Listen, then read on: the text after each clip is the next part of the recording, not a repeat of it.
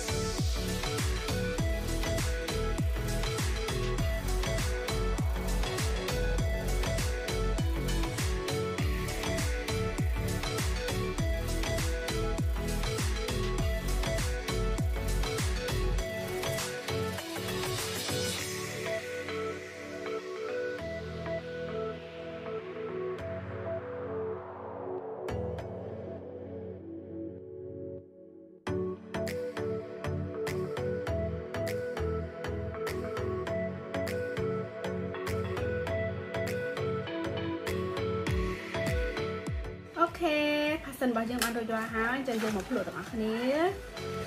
ហើយរសជាតិវាមិនដែរអូខេឆ្ងាញ់សូមអរគុណអ្នកទាំងអស់គ្នាដែលបានទស្សនាវីដេអូនេះពីដើមរហូតដល់ចប់សូមកុំភ្លេចជួយចុច like subscribe និងរូបកណ្ដឹងដើម្បីទទួលបានវីដេអូថ្មីៗអរគុណ